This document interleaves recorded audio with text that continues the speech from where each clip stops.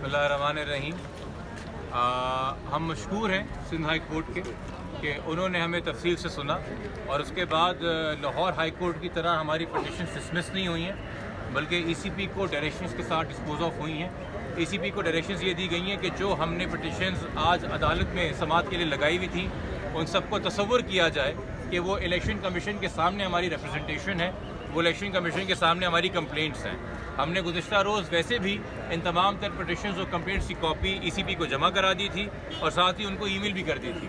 मगर जहाँ तक ECP का अपना किरदार है, सुल्तान सिकंदर राजा साहब का अपना किरदार है कि आपको पता है कि कल 11 फरवरी को शोएब शाहीन साहब को परसों 11 फरवरी को एक स्टे ऑर्डर मिलता है। चेयरमैन ECP वो स्टे ऑर्डर साइन करते हैं और उसी 11 फरवरी को उसी वक्त जब ये स्टे ऑर्डर दिया जा रहा था उन्होंने नोटिफिकेशन निकाल दिया उनके मुखालिफ कैंडिडेट का और वो उतना ही स्टे ऑर्डर जो है वो गैर ज़रूरी करार दे दिया और अब उसके बाद एक तवील प्रोसेस जो इलेक्शन ट्राइब्यूनल का होता है उसकी तरफ शोएब साहब को भेज दिया। तो हमें भी ये खदशा है कि मीर क्या सादा हैं, बीमार हुए जिसके सबब उसी अत्तार के लौंडे से दवा लेते हैं, तो हमें भी उस तरफ भेजा जा रहा है। तो ये सवाल अब पूरा का पूरा खड़ा हो जाता है इलेक्शन कमीशन ऑफ पाकिस्तान की इंटेग्रिटी के ऊपर। अगर सेक्शन 98 के तहत इलेक्शन कमीशन ऑफ पाकिस्तान को पोलिंग के दिन से 14 दिन कानून ने और पार्लियामान ने एक्ट के जरिए दिए गए हैं तो उसकी कोई विजडम है, उसके पीछे कोई हिकमत है और वो हिकमत ये है कि इन 14 दिन के अंदर जो डिस्प्यूट्स हैं, जो शिकायत हैं, वो आप डील कर लीजिए, वो आप एड्रेस कर लीजिए। जो कमीशन खुद अपने तय नहीं कर सकता है इससे पहले कि ट्राइब्यूनल बनाने पड़ जाएं।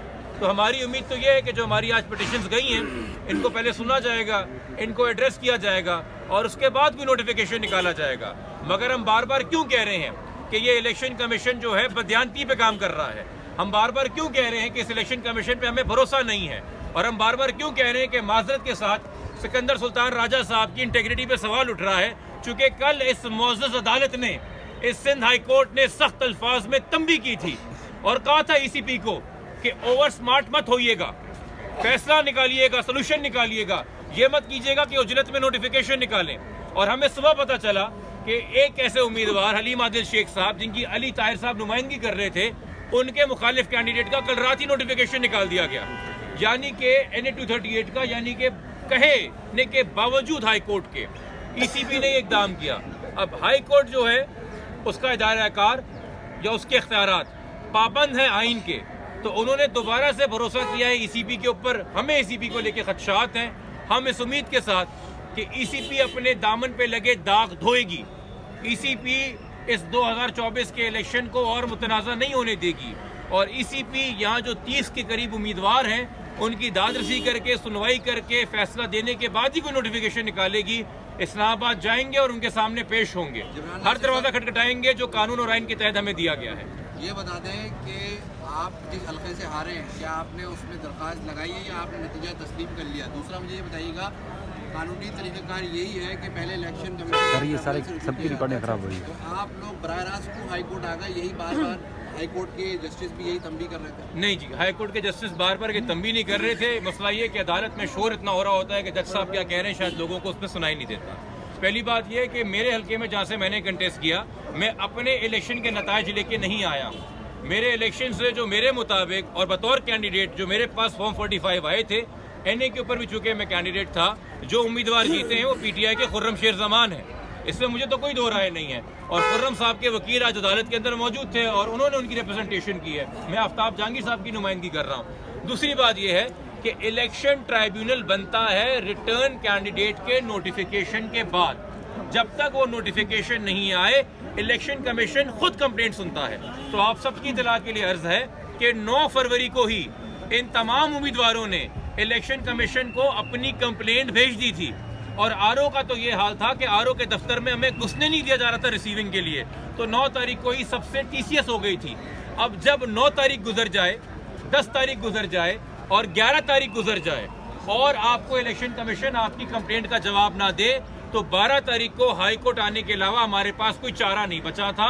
और ये भी आपके सामने अर्ज है कि इस इलेक्शन कमीशन अगर पाबंद हुआ है आज कि हमारी दादरसी करे और हमारी कंप्लेंट सुने और हमें सुनवाई और हेयरिंग दे, तो वो हाई कोर्ट की वजह से हुआ है। हाई कोर्ट से हम ये रिलीफ लेके जा रहे हैं, वरना 3 दिन तक हमारी कंप्लेंट का इलेक्शन कमीशन ने कोई जवाब नहीं दिया था, ना वो देने के मूड में नजर आ रहे थे। इलेक्शन कमीशन अभी नोटिफिकेशन तो निकाल देगा, फिर आप क्या करेंगे? ये अगर साहब चूंकि आप लोग करीब थे तो जो चीफ जस्टिस साहब ने ऑर्डर लिखवाया वो भी जरा हमें बता दें। इलेक्शन कमीशन के हवाले से जो चीफ जस्टिस साहब ने ऑर्डर लिखवाया वो ये लिखवाया है कि तमाम तर पिटिशन जो हमारे सामने फाइल हुई हैं, इन तमाम तर को कंप्लेंट या representation before the election commission समझा जाए, बिफोर हाई कोर्ट ना समझा जाए, और इन्हीं के ऊपर पैरवी करते हुए और आगे कार्रवाई करते हुए इसकी कैंडिडेट्स अपना मुकदमा पेश कर चुके हैं, और कार्रवाई करते हुए इलेक्शन कमीशन जो है 14 दिन जो कानून के तहत उनको दिए गए हैं। तो जो बात हो रही थी कि जी इसको एक्सपीडिशियसली डिसाइड करें, इसको जल्द से जल्द डिसाइड करें, तो उस जल्द से जल्द का टाइम फ्रेम भी दे दिया है हाई कोर्ट ने कि 14 दिन के अरसे में काम कर दीजिए,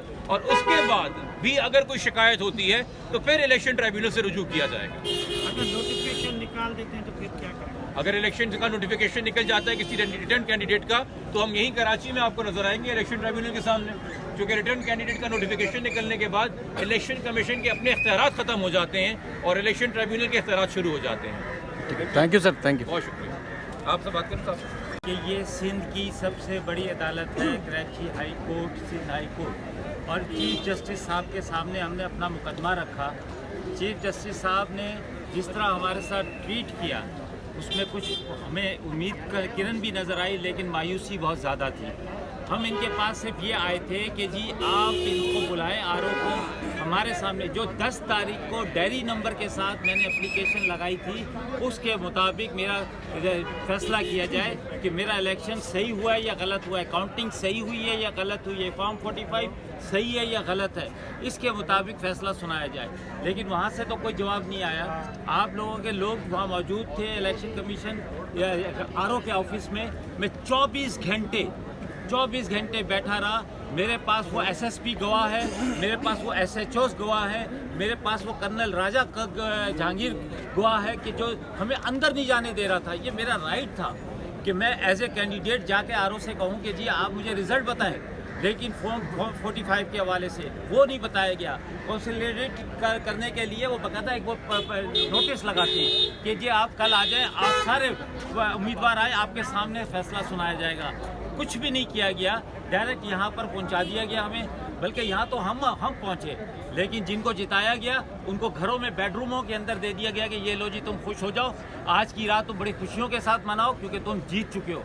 ये कराची आवाम के साथ, पाकिस्तान की आवाम के साथ, ये यकीनन मैं आपको हकीकत बता रहा हूँ, अगर आज 50% वोटिंग हुई है कराची में, आने वाले इलेक्शन में अगर कोई 20% वोटिंग भी मुझे करके दिखा दे मैं मान जाऊँगा, क्योंकि लोगों का एतमाद ख़त्म हो गया है। लोग इस प्रोसीजर के साथ चलने के लिए बिल्कुल तैयार नहीं। वो कहते हैं जी कि टिकट रख लो, सर मेरी भी सुन लें जी। वो कहते हैं टिकट रखो और बोली लगवाओ कि जो ज़्यादा बोली दे वो टिकट ले ले, समझे ना। ये सूरत हाल पैदा कर दी इन्होंने, जो लोगों के ऊपर, जो लोगों की उम्मीद थी, जो लोग घरों से निकलते थे 24 घंटे, 12 घंटे जो है लोग इंतज़ार करते थे, उन सब की उम्मीदों पर पानी फेर दिया गया है। मैं आप साफ़ी बरादरी से पूछना चाहता हूँ, आप बिल्कुल इंडिपेंडेंट रहते हैं, खुदा को हाजिर और नाजिर जानकर दिल पे हाथ रख कर कहें कि ये इलेक्शन सही हुआ है या गलत हुआ है। अगर ये सही हुआ है तो फिर हमें घर चला जाना, सिर्फ आपकी गवाही से मैं घर चला जाऊँगा। लेकिन आप ये कहते हैं कि अगर ये इलेक्शन सही नहीं हुआ है तो फिर मुझे बताएं कि आप बताएं मुझे कि मुझे कहाँ जाना चाहिए, कहाँ से मुझे इंसाफ मिलेगा। या तो यह है कि मैं चीफ इलेक्शन कमिश्नर को और चीफ जस्टिस को अपने खर्चे पर VIP टिकट के साथ मक्का में लेके जाता हूँ, खाना काबा के खिलाफ पकड़ के कहता हूँ कि तुम बताओ तुमने सच कहा या झूठ कहा, तुमने ये इलेक्शन सही किया या गलत किया, किसके प्रेशर में आके ये इलेक्शन करवाया आपने, क्यों लोगों के पैसे अरबों रुपया खर्च कर दिए। वो अरबों रुपया कराची शहर पे लगते तो कराची शहर की हालत बेहतर हो जाती, लेकिन उसके बावजूद आप जो है इस तरह का रिजल्ट दे रहे हैं। आप जो सही नुमाइंदगी है कराची की उसको वहाँ पे असेंबली में जाने नहीं दे रहे हैं, ना सूबाई असेंबली में जाने दे रहे हैं, ना कौमी असेंबली में जाने दे रहे हैं। ये कहाँ का इंसाफ है कि यकीनन वकील जिस पार्टी का होता है वो उसी पार्टी को डिफेंड कर रहा होता है और बाहर आके वो कुछ और बोल रहा होता है। ये भी सबको मालूम है कि ये फारूक नसीम साहब बड़े ही नफीस वकील थे बकौल इमरान खान के, लेकिन आज जब खड़े होकर झूठ का साथ दे रहे थे तो मुझे बड़ी तकलीफ हुई। झूठ का साथ मत दें, अल्लाह को जान देनी है। ये सही इलेक्शन हुआ है तो मैं इसको मानने के लिए तैयार हूँ। अगर सही नहीं हुआ तो जिस कैंडिडेट को अपने कॉन्स्टिट्यूंसी का नहीं पता, कि उसकी कॉन्स्टिटेंसी कौन सी है। वो एहसनाबाद और डिफेंस को मिला रहा है, वो बर्गर को बंद कबाब को मिला रहा है, उसे मालूम ही नहीं है कि उसकी कॉन्स्टिटेंसी कौन सी है। मुझसे पूछे, मैं आपको एक एक गली में लेके जाऊंगा ये कौन सी कॉन्स्टिटेंसी है, क्योंकि मैंने पिछले 3.5 साल और पूरे 5 साल वहाँ पे रह के लोगों की खिदमत की है, लोगों के दरमियान रहा हूँ, अब भी लोगों के दरमियान रहूँगा, जीतूँ या हारूँ। लेकिन इंसाफ करना चाहिए आप लोगों को, आप लोगों को भी आवाज़ उठानी चाहिए, अपने मालकान को बोलें कि लिफाफे से हट कर, प्रेशर से हट कर जो है वो आप प्रोग्राम किया करें।